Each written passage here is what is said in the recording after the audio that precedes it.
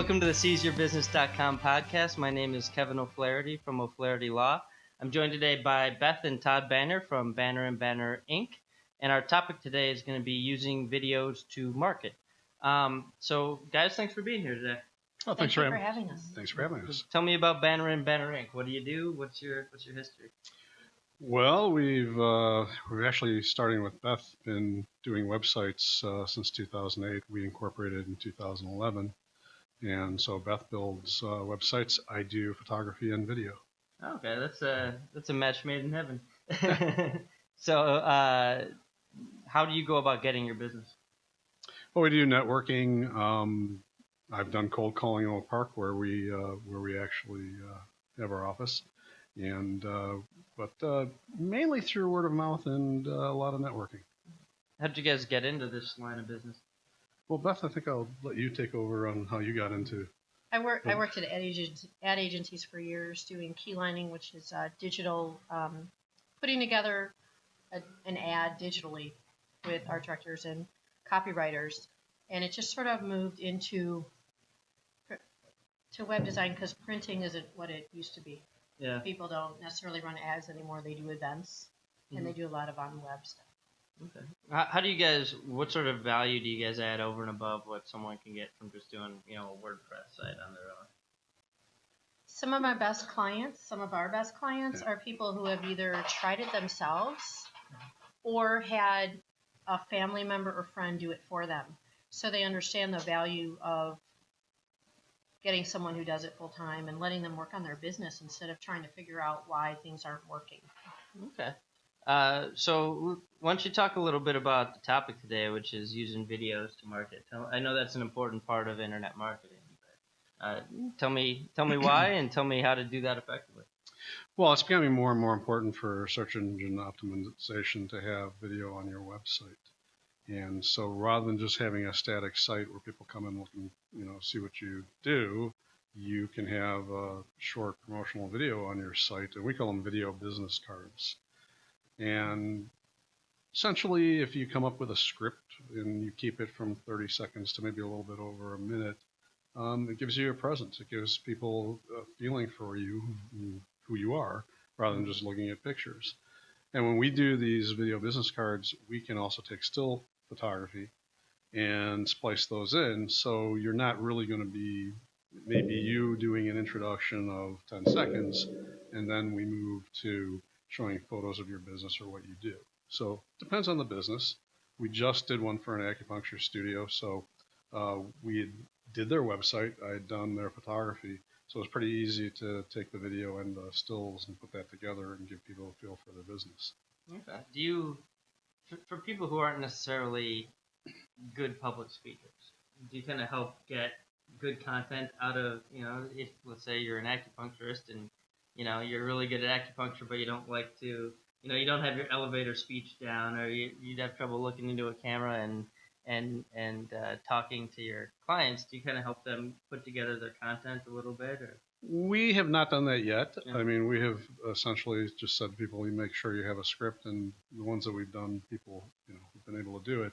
I suppose we could help them with that. I suppose if they wanted us to do the voiceover, we have the ability to do that. Do people memorize their script and not read it off of like a card or something? Generally, if you memorize the first part of it, you're fine. So say the first 10 to 15 seconds. And then we can always cut away while you're speaking, and you can be reading. And you're still on camera because the camera is recording the audio as well as the video. Mm-hmm. But then in post-production, we can put in other things, so you can read it and nobody knows that you're reading it. Well, they do now. So for me, because I'm not great at memorization, all I had to do was memorize the first line. Okay. Hi, my name is and that, and then just read it, because the rest of it's just going to be voiceover. And for mine, it was just screenshots of websites that I've done. Okay. So, and we tell our clients that too. Just memorize the first line, maybe the ending. Okay. But in the middle, it's fine to read off. Just don't make the paper a lot. And we can use content they provide, so we can use photographs they already have. If they've got video clips they've already have, we can use those. It's important that the customer either has permission or owns the right to that content. So, you know, if you had a So you professional, can't just get stock photos off the internet. well, no, if you paid for them, if you paid for And them, if the license and says you can use them. right, Okay. and if the license says you can use them for a video, that's fine. Generally, where it becomes a problem is if you've had a professional photographer take, say, still photos of your business, and what you paid was for the production of those photos, but you don't really own the copyright to those photos. Like, for instance, a photographer might have taken the photos and given you permission to use those photos for your website. If he didn't give you permission to use them for a video, you got to make sure that That's that person crazy to is well, it's copyright law. Yeah, I mean, it's civil that- copyright law. It It's sounds crazy to nuts to folks. me. It's crazy to younger folks who, you know, I've been doing photography since, well, I mean, if you want to get really picky about it, I've been doing photography since I was 10 years old, and I got a camera for Christmas. Okay. I did photography pre-digital. I did film photography. So I understand that in the era of the internet, everything, if it's on the internet, they ought to be able to use it. That's not the way it works. You're not, you know, and not to get into we could spend an entire episode on that. It's very, I'm a photographer. I have a lot of stock photos out there. I get infringed upon. Right now, I have 2 cases going against an infringer. And right. Oh, no, so I get misuse of stock photos, but you know, it seems weird to me that if someone hires a photographer to take photos for the business, that they'd be limited in what they could use those photos for. So I guess read your contract. You read your contract, and if you want, That's why you need a lawyer. you right? can find photographers, and a lot of times they're the less experienced ones who will give you all the rights. Usually, if you want all the rights and you get a photographer to work, you pay for that. I mean, you know, if you want to own the photos, that's intellectual property. It's property. Mhm. So you're gonna pay more. You're gonna pay more to own that. So yeah. So that's, you know, like I said, we do an entire other podcast about it.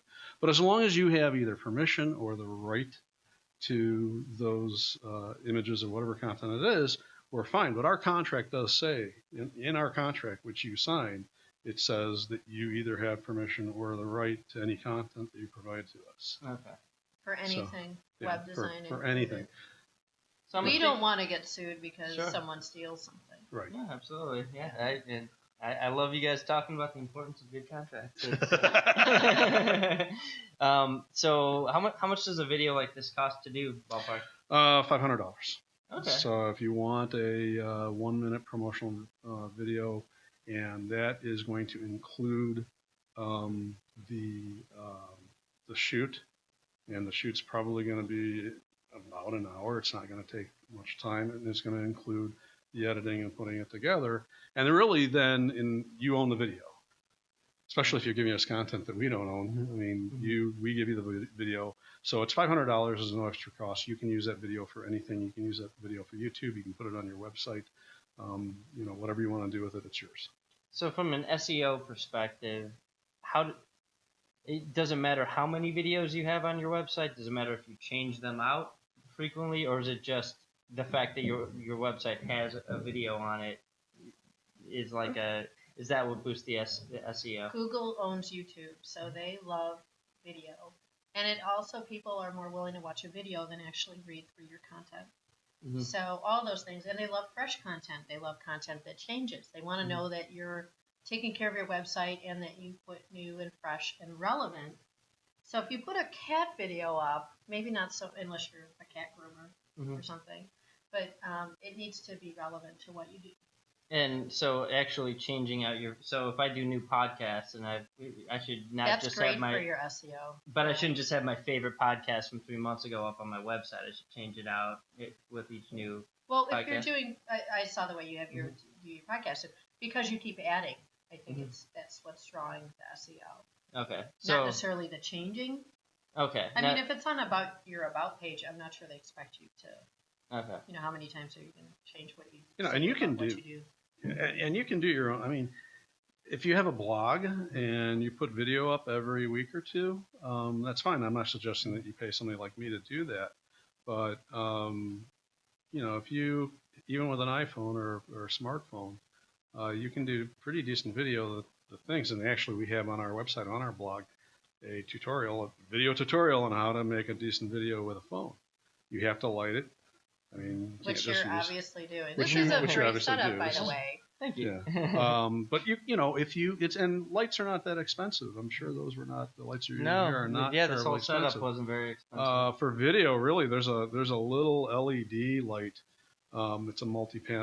It's called a CN160. You can find these things online for $30, and a light stand. You can probably find a light stand for, I don't know, $25. And that'll put out a lot of light, and you can do a decent job with a phone. I mean, the next iPhone, what's the Success is going to be 4K. But these phones need a lot of light to look good. They don't look real good if there's not a whole lot of light. They get grainy. Sure. So, And a tripod. and a tripod.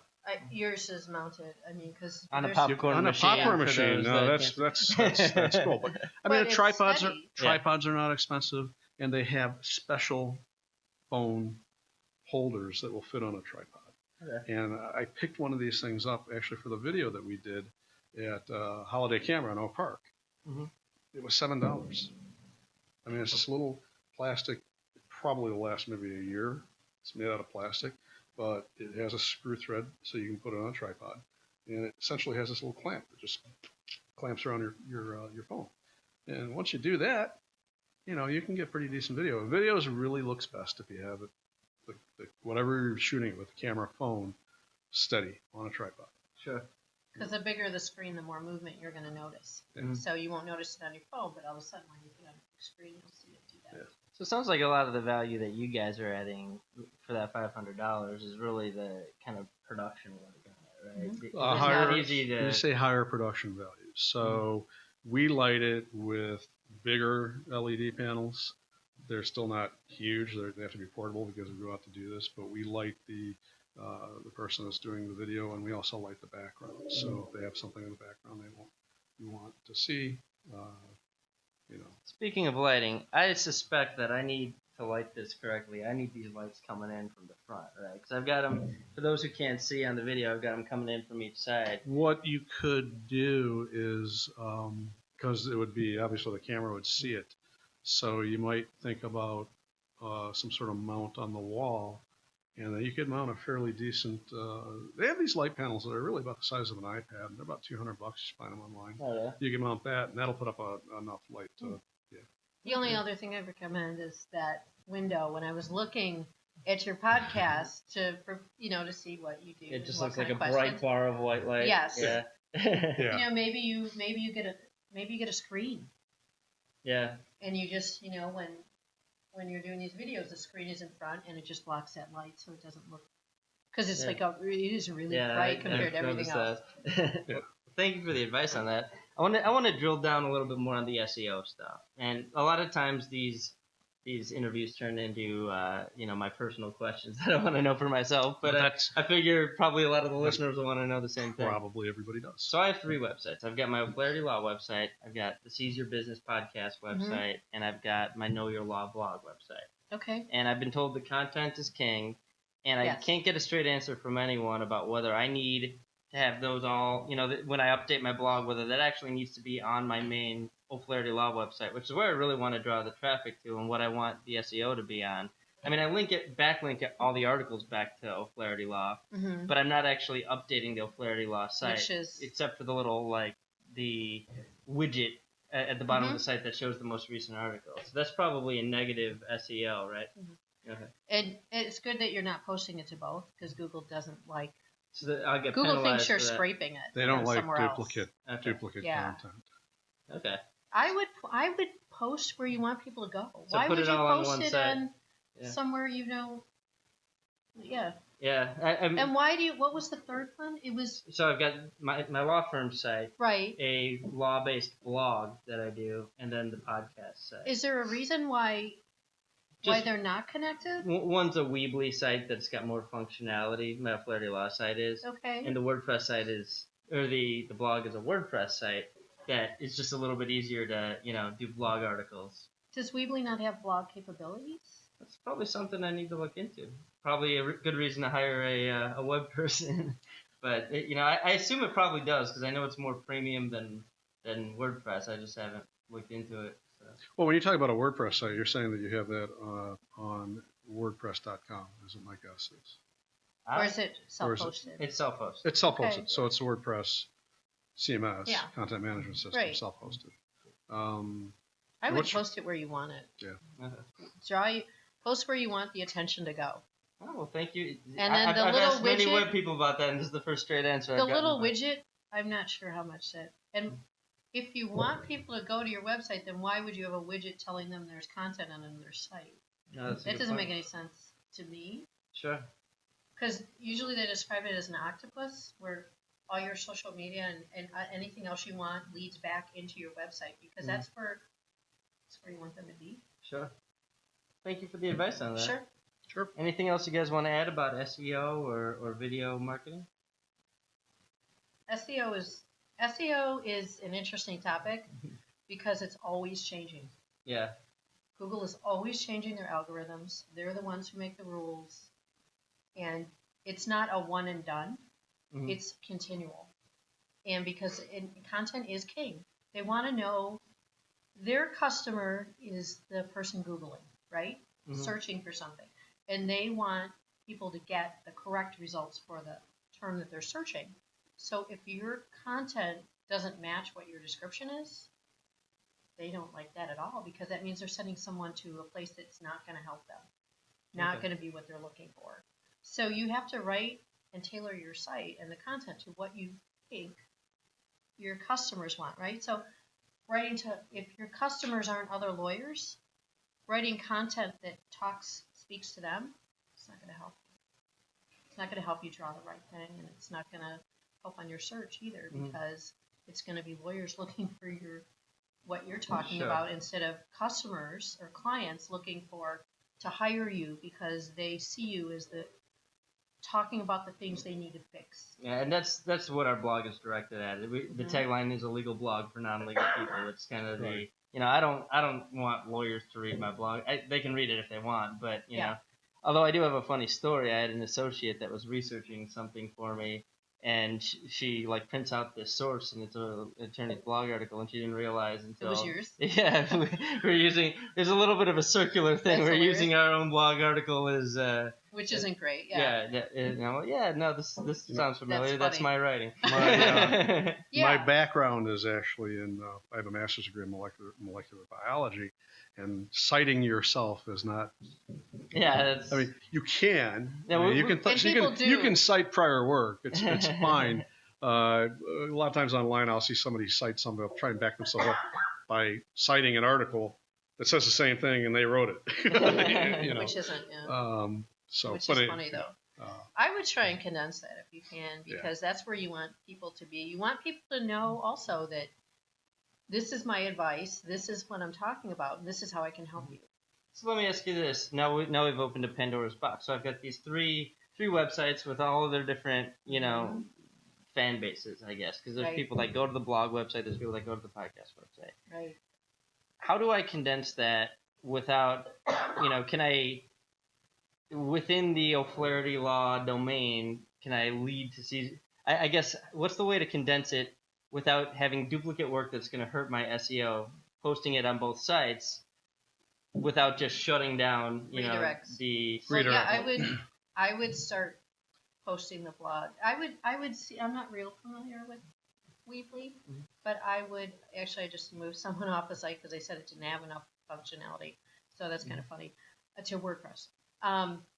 I would see if they have. I would think that they would have blog capabilities, and I would see if you could just start posting there, and then you could. And then for Just my blog points. website, I just do a redirect to that. Just otherwise- redirect to that, and you can move. But then you would have to move those old. You'd have to blog move the old posts blog to posts Weebly. to Sure. Weebly.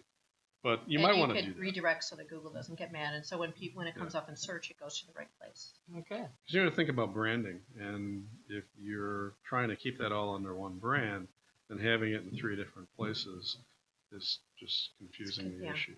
Sure. Well, It's diluting your pool. Well, thank you for the advice, guys. I appreciate it. It's been great having you on. If people want some a video made for them or a website done or have some more questions that we didn't answer in the podcast, how can they reach you guys? You can reach us at banner.com on the internet, and that's BANNOR twice, so banner.com. Don't forget, no ER, OR. People do it all the time. It's sort of a reflex, so just type in ER. So banner.com. Our email address is I'm Todd@banner.com, so that's TODD, and Beth is Beth@banner.com. And your phone number? 708-203-6513. And mine is 708-267-9978. So if you're doing web design, call Beth. If you're interested in photography or videography, call me. So I have to ask you this. Molecular biologist named Banner, no relation to the Hulk? You know, no. And that's funny because that's not the first time you've heard that one, huh? Absolutely. Well, thank you so much for taking the time today, guys. Thank you. Oh, I just want to add, we also do website training and consulting, and we also do web care. Security is really important. WordPress sites, they need to be taken care of. Yeah. And if people can't take care of them themselves, then we do tailor so it's packages for people. A monthly package. So if you're so busy you can't take care of your website, we can take care of it for you. Okay, great. Well, thank you so much, guys. Thank you. Nice job.